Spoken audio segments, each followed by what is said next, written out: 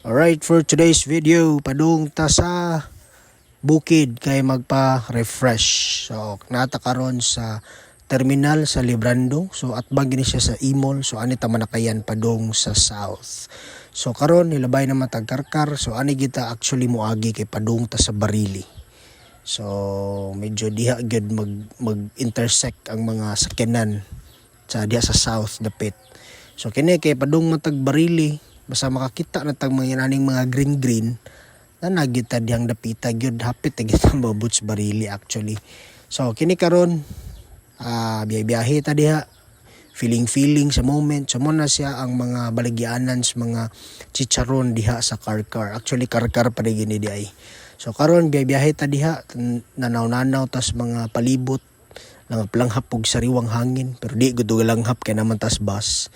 So karon guys, kay naman tig paninda dias bus, nakakita ta diri bingka, lami kay gani siya bingka, init pag isa nga tanan. Samas ka init siyang gugma. Giahak na lang. So nata karon abot kita sa Karkar na diri murag sa Shamrock area. So na diha ngita ang taga-Balhabal diha kay siyempre pasud pa tas bukid. So kini kita taga-Balhabal ang kasa diri ron. Natay gipaabot gamay. So karon guys, magsugod na gyud ang road trip padung sa bukid. So feeling lang nato diha nga moment diha tan-tanaw sa palibot samtang sa kay Balhabal. So kana guys, puro ra gyud na siya green diha kay bukid good. So kana sakay ta diha. Nya tan feeling sa moment ana kay kana gara kay na sipat kay wa helmet.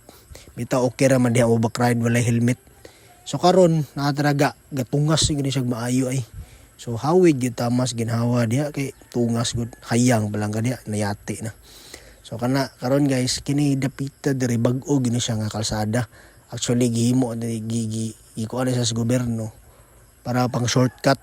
So kini diri karon medyo ambog gini mos ubos. So kita nimo diha dagat ay. At bang manang Negros diha. So kana karon hinahinay ta kay dahugon. Actually na gyud pitix one time sulti dere yahak na lang. So kana video lang tas palibot nananaw sa dagat. Actually na po yung mga bating daan dere, na po yung mga gipang anapug bot nga nang wa matiwas ni, pero sige lang at least nay agianan. So mo na gini kasagaran mga agianan sa bukid guys. So kana ay kung gusto ka diha mana diha ligo diha layat. So kada guys, daghan jud kay tungason dereng dapita. So ginanglan gyud imong motor condition kaayo. So pinapirmira ginatan ang motor imong ingansa diha kay siguro segunda ka di ka katungas. So dereng dapita guys, hapit gyud mi maabot sa mong destinasyon.